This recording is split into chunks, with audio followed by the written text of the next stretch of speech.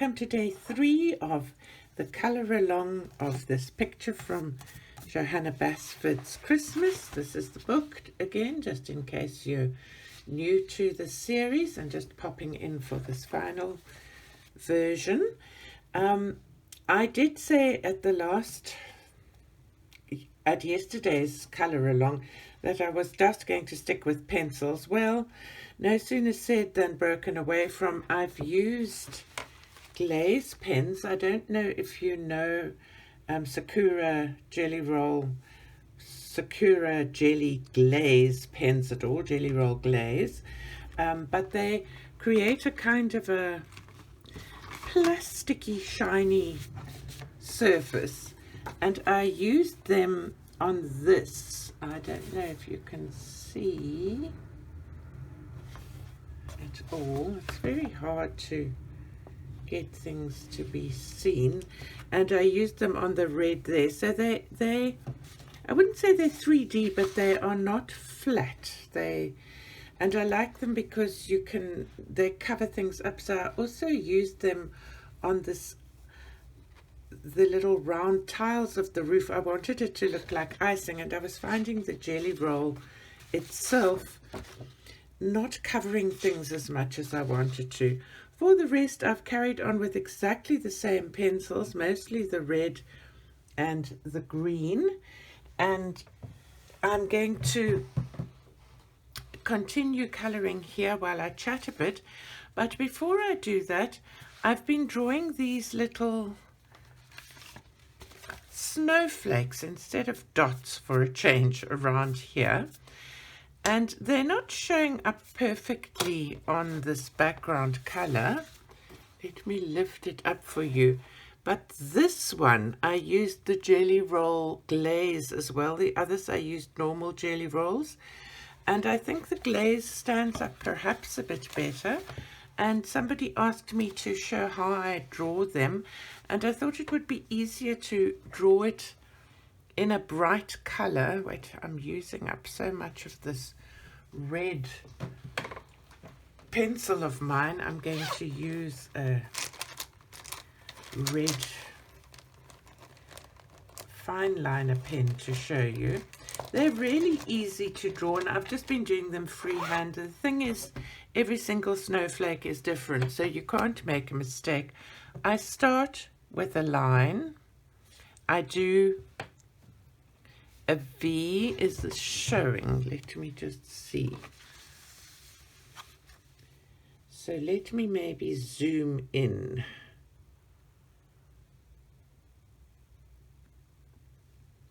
All right, I'll zoom out again when I've shown you this. So I start with a line, okay, a straight line. I curved that now because I'm used to drawing leaves. And then I do a little V at the end, and then I do a bigger V. And then I either go off from that with another line and another V on it, or I do another little V, and so I go on. So I would take another line off there, either a V at the end or just underneath, a bigger V with some more little sticks on them, another V. I could go off there and make another one. Whatever you want to, really, and create your own snowflake, basically. So that looks kind of funny because I'm doing it on camera, but sort of going around and around like that to create the snowflake. And I'll bring these closer for you. As you can see, this one I did like a long one, joined at both sides, so it's 2 snowflakes together. That one is a little one, there's a little one, and there's another big one. So I hope that's helped you to see how I did that. And actually, while we zoomed in, I'm just going to get to where I'm coloring now, and perhaps it's easier for you to see me color while we zoomed in. So I'm going to be using the brown, which was the just called brown number 660, still the Schpirrer Farben, and doing what I was doing before with a heavy pressure and then a light pressure.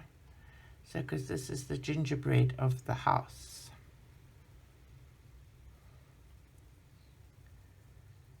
And I made the candy canes everywhere around. I'd love to know what your plans are for Christmas. Do you celebrate Christmas Day? Do you celebrate early in the morning? Do you celebrate Christmas Eve? Do any of you sing carols? We always celebrate Christmas Eve, and we always have a kind of a family sing-along around the piano of Christmas carols, and the children, well, if there are quite a few kids and some of them play instruments, do like a little solo or sing a little solo. I love that part. That part for me is the best part of Christmas. It's sometimes we'll do a bit of a Bible reading.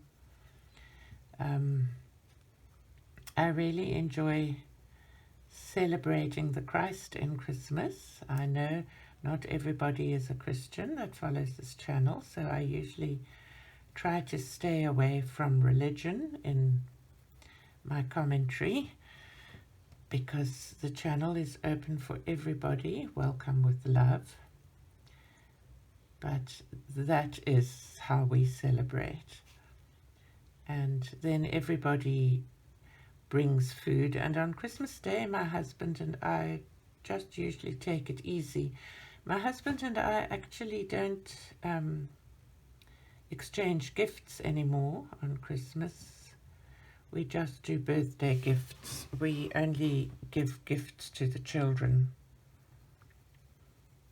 all the little ones.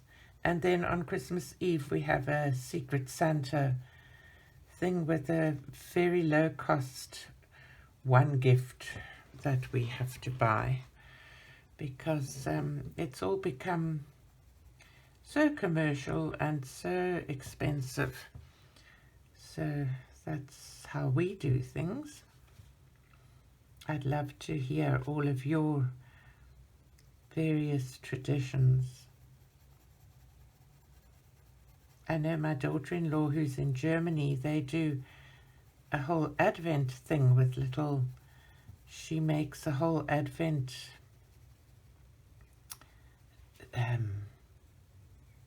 display and has tiny little gifts, small gifts that the children open every day, which sounds like fun.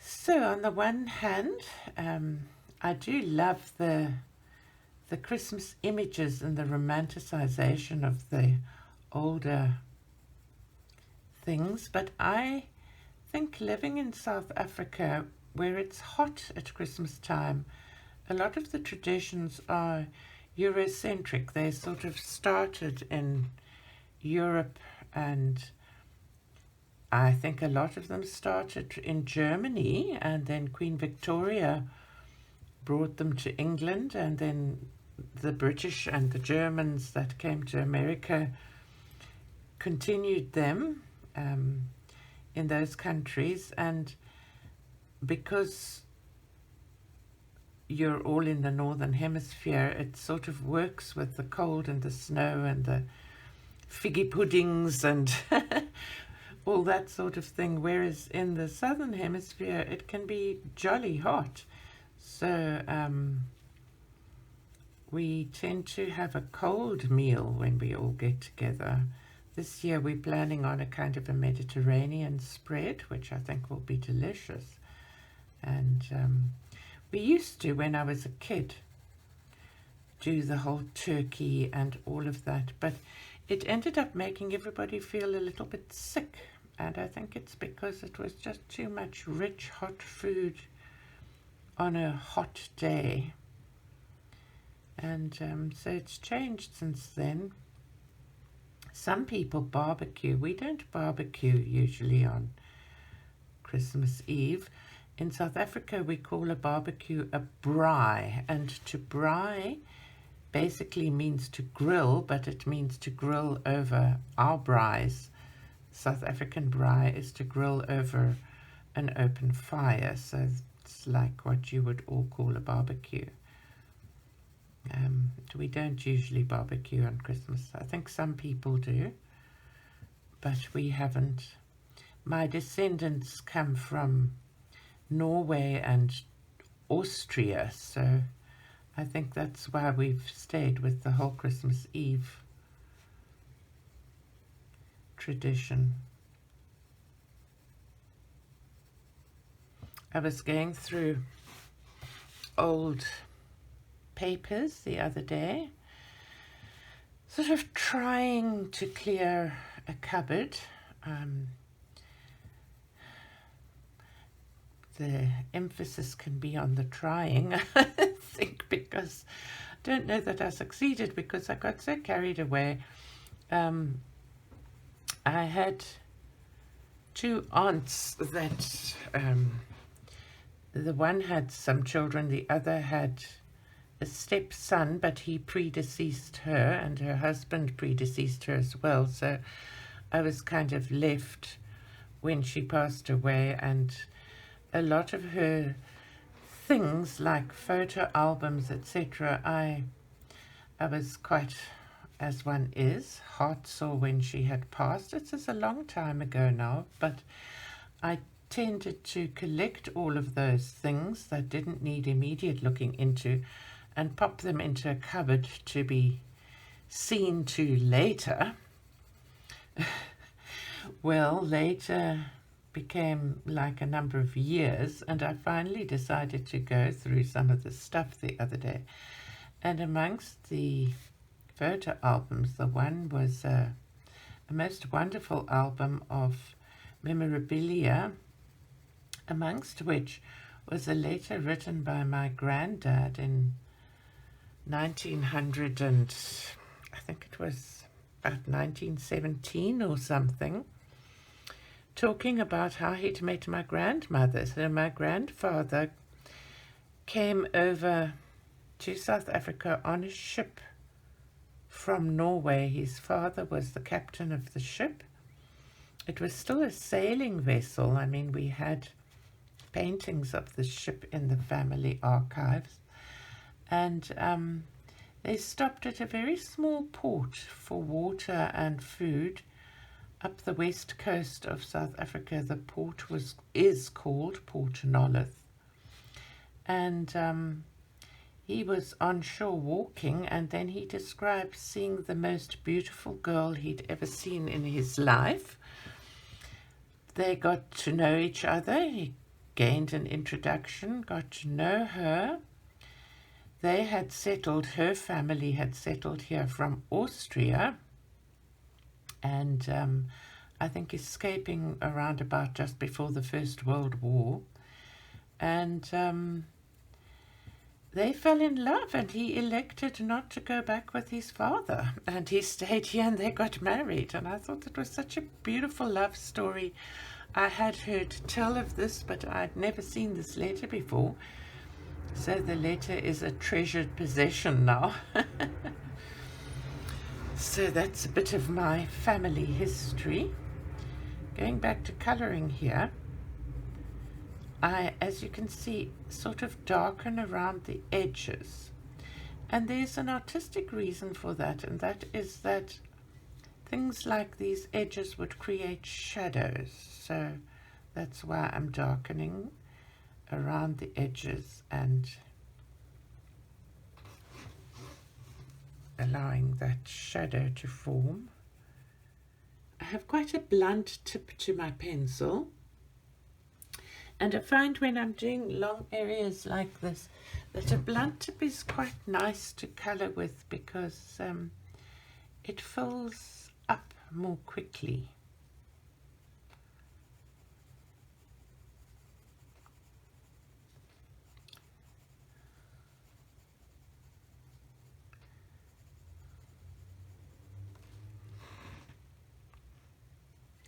So I'm going to speed up the rest of this colouring and then put a bit of music on for you.